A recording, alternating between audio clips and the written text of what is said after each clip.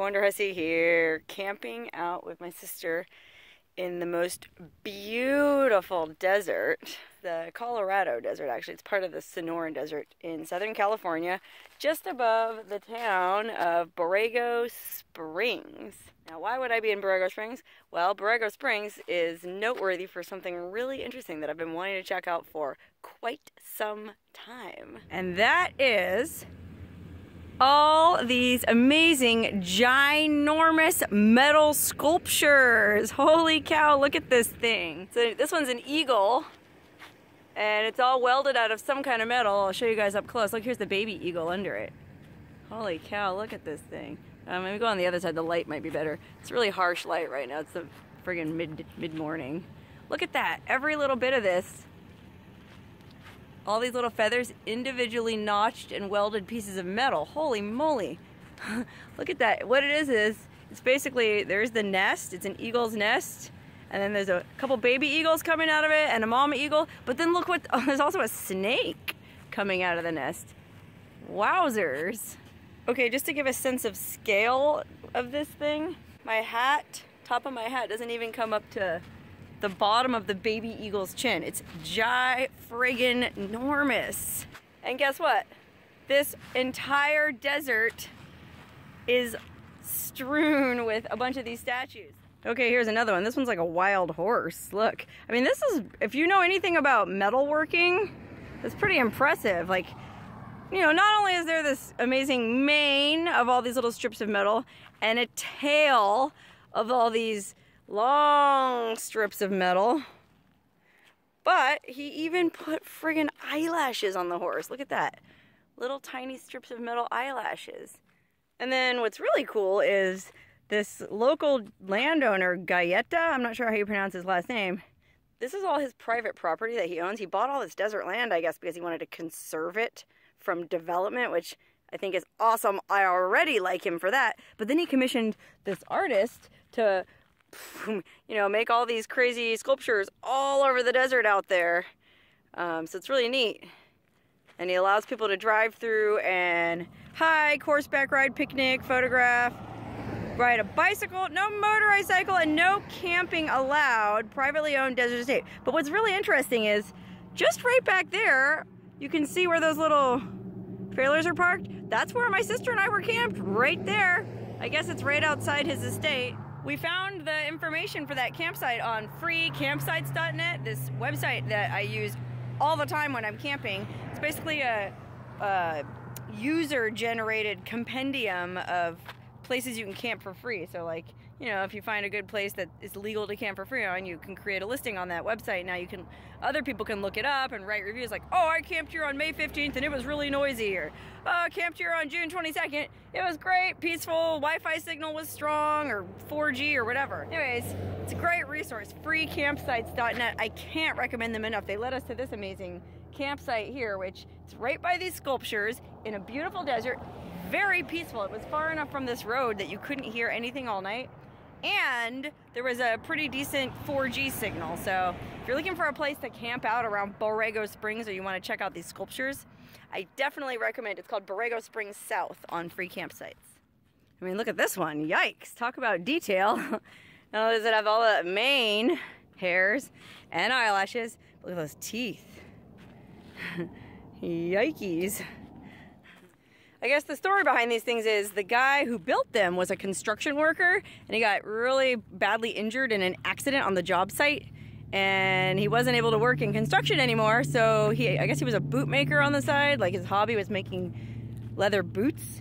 So he traded a pair of boots one day for a welding machine or a welding torch or something, and taught himself how to weld. He had no idea what he was doing, but he had a little girl, a 7-year-old daughter, and I guess one day she asked him, "Daddy, make me a dinosaur." So he made her this, he welded her up a dinosaur. I mean, that's what dads do. And that's how the whole thing got started. And now he's, I think, internationally recognized. He makes sculptures for people all over the world. I know you've probably seen pictures online of people posing on these things. It doesn't say anywhere that you're not supposed to climb on them, but I'm not sure. It's just, I wouldn't want to mess it up. But I sure would love to have a photo on that horse. Okay, wow, look at this one. This one's in action. It's like a panther attacking a horse. Let's look at the other side. The sun's gonna be right behind it, so that's gonna kind of suck, but... Oh, wow, look. Huh. His teeth, he's biting into that delicious horse flesh. Rawr, he's getting ready to. And then look at the poor horse, though. Yikes. Okay, wow, look at this one. This is like, talk about in action. It's an eagle carrying a baby pig. Aww, he's probably gonna bring it back to his nest to feed his baby eagles. Hey, that's the way of nature, man. It's ugly, but it's kind of the way things are. Wow, that's pretty impressive. Holy cannoli. I mean, there's probably, I don't know how many of these sculptures there are, maybe close to 100. I don't think I'm gonna have time to drive around and look at all of them. But there's a few that I really want to check out. Like, there's supposedly a T-Rex that would be cool to see, and then there's a giant serpent that's supposed to be really cool to see. Man, it's really cool the way this is set up. It's basically just this kind of off-road trail that you can cruise along to check out each sculpture. So it's, if you're into off-roading, I mean, it's not like a technically challenging trail, but it's, you know, it's bumpy enough to be fun. It's almost like being on a ride at Disneyland, but a ride that you control. Okay, look, I think this might be the T-Rex, or I don't know if that's a T-Rex, but it's some kind of dinosaur. Wow, wait. This thing is amazing. This stuff kind of reminds me a lot of the art at Burning Man. If you've ever been to Burning Man, the festival, or seen photos of the art there, there's a lot of big, large-scale metal artwork there, but not as much as there is out here. Holy wow, look at this. I mean, from the tip of his tail all the way up along those awesome sort of spines along his back. Yikes, look at them teeth, look at that tongue. But while we're out here admiring these metal sculptures, I'd also like just to take a minute to appreciate the beauty of these Ocotillo Cactus that are growing on here. Look at that springtime. And I don't know if you've ever seen one of these up close, but see all these little leaves are growing out of it. I don't know if these things get flowers, but my allergies say that they probably do, because I'm having kind of some sniffles today. But how beautiful. This, like I said, it's the Colorado desert, part of the Sonoran desert, and it's just amazingly beautiful. I mean, these giant Ocotillos, creosote, that's what this bush here is. It's called a creosote bush, and creosote that they use in making, I think they use it to make asphalt, that comes from this plant. And these plants are among the oldest living organisms on Earth. I guess they grow in colonies with shared root systems that can be up to 40,000 years old, okay? And then look at this. This is a jumping Choya, and those little nodules there, see how they kind of grow in little, like little fuzzy looking cutesy, like see this little nub here growing off? Well, those things will just pop right off and clench into your skin, so you gotta be real careful around them. That's why they call them jumping Choya. It's almost like they actually jump. I don't think they do actually jump, they have hooked barbs and they catch onto your clothes and skin really easily. And then look at this barrel cactus. This guy will probably get a beautiful flower coming up in a few weeks. You can see, I think that's where it's gonna come out. Oh no, you can see right here. See these little buds? Those are all gonna blossom, and it looks like pretty soon. Holy cow, look at this guy. It's a smaller baby dinosaur. Doesn't look very cute and baby-like. I think we're in like the dinosaur area, because if you look off in the distance there, looks like there might be another dino back that way too. We'll go check that out. So amazing. Like, even if you're not into the metal sculptures, the desert alone is incredible. And it's actually the perfect environment, especially for these dinosaur sculptures. I don't know, it looks kind of prehistoric. Okay, I think I might have found the T-Rex. Look at this bad boy. I don't actually know if that is a T-Rex. Like I said, I don't know my dinosaurs that well. But, I mean, it has those little two front arms. And then there's this guy over here. By the way, nice shot of my car. It looks like my 4Runner is about to get attacked by a dinosaur. Whoa! Man, I cannot stress enough how friggin' cool this place is. And that it's free, okay? This is what makes America so great, that some guy with a bunch of money would buy all this beautiful desert land and keep it free from development and then commission all these sculptures. I mean, imagine, this could be some stupid golf course, okay? But instead of condos or some kind of upscale retirement community, it's a bunch of hippies hanging out looking at sculptures. Hey, wow, look. You know how I was talking about, do these ocotillos bloom? They sure do. Look at that. Oh, wow. What a great color. And then look, it's going to blast off the tips of all of them. It almost looks like fireworks. Desert fireworks. Oh my God, you guys. This desert is so beautiful. I'm from the Mojave Desert, and I love the Mojave Desert, but I have a special place in my heart for the Sonoran Desert. Like, especially if you go down, like, by, in Arizona, down south, where they have those saguaro cactus, the ones with the 3 prongs. I love that landscape. Okay, yikes, look at these. We had to drive to the other side of town, so we're not in a beautiful desert anymore, just kind of like on the outskirts of town, but these sculptures are just all over the place here, okay? Look, here's a giant, creepy scorpion. Yikes. Oh no, it looks like part of his pincher broke off on this side. That's why you're not supposed to climb on them. I was just talking to these 2 jeepers that are from the area, and they said, yeah, you definitely shouldn't climb on them because they're not strong enough to support that. Look at this grasshopper or cicada. Yikes. And those jeepers were also saying that the guy who donated the land or allows these sculptures to be put on his land, that Galleta guy, well, maybe he wasn't as altruistic as I thought. He bought the land, kind of like speculated on it because he thought this would be the next Palm Springs.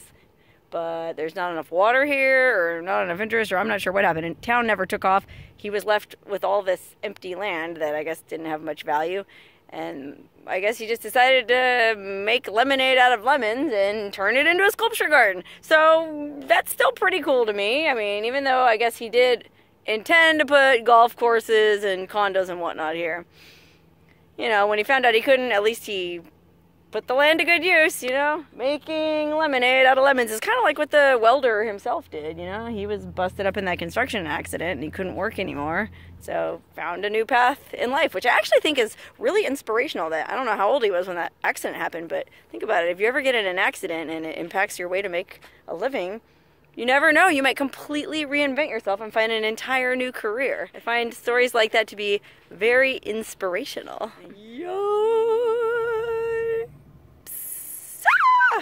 Okay, wow. This is one of the better known sculptures. It's this giant serpent that comes in and out of the ground, kind of like the movie Dune. And it even goes and continues on the other side of the road. This is amazing. All these scales, these teeth. Oh, wow, this artist is a genius. I mean, I wonder if he was always artistic, even when he was like laying brick or whatever he did as a construction worker. He always secretly wanted to be an artist and make these crazy, well, he didn't know he was going to be a welder, but, you know, maybe he always liked building things artistically. Okay, there's literally at least 100 sculptures scattered around this valley. I don't have time to shoot all of them, and you guys probably wouldn't be interested to see them all, but trust me when I say there's camels, elephants, eagles, serpents, horses, all kinds of crazy stuff. But one of the coolest ones is right here behind me. Check this out. This guy even made a Willy's Jeep. Look at that, out of metal. Look at the people, it's 2 dudes, or I don't know, is that supposed to be a girl and a guy? Maybe it's supposed to be a girl and a guy. But riding it, oh look, there, and it's even crawling over this pile of boulders. Wow, look at that. The crankshaft, he did everything. He thought of everything. Holy cow, the muffler. Man, I love it. He really did. He put all the little details on it. How cute. I want to get up close and personal with the driver. Hey there. Oh look, they even put a, he even has sunglasses on. I love it. How did this guy know what Jeepers look like with that ball cap and that mullet and those Oakleys? Oh yeah, that's a dude too over there. That's not a lady. Huh, I guess he didn't think women were into jeeping. Or I still can't tell. Maybe that is supposed to be a guy, a woman. I don't know. What do you guys think? Woman or 2 men? Maybe it's 2 gay guys cruising around the desert together. I know plenty of gay off-roaders. Okay, wow. And then look at this old miner panning for gold. Oh, look, people put money in it. Oh, I guess it's good luck. Look at him trying to find gold. And then he's got his old pack mule tied up behind him here. Look at that, all the detail that went into this. Holy cow, even look at the ropes tying up his pack. Holy crike, this guy's a genius. And then look, over here, it's one of those cactus I was telling you about, a saguaro. You know, the ones you always see in the Roadrunner cartoons? Well, just so you know, they really only grow in the Sonoran Desert. And not even really, this is the Colorado, I guess, subsection of the Sonoran Desert. And you don't find these growing down here unless some crazy artist makes one. And they don't grow in the Mojave Desert either. It gets too cold. It goes below freezing. And they can't tolerate that. So you mostly see them down in like Arizona. Okay, wow, man. I cannot recommend this attraction enough, you guys. Not only is it a gorgeous desert with free camping and a little off-roading, but there's all this cool art you can check out too. Like this guy here, that's I think supposed to be Father Junipero Serra. He was the Spaniard, the Spanish priest, I guess, or missionary, who built all the missions up and down the California. You know, there's like that mission trail you can follow and go to all those really cool old missions, and, you know, enslaved the indigenous peoples and spread his crazy beliefs, whatever you believe about all that.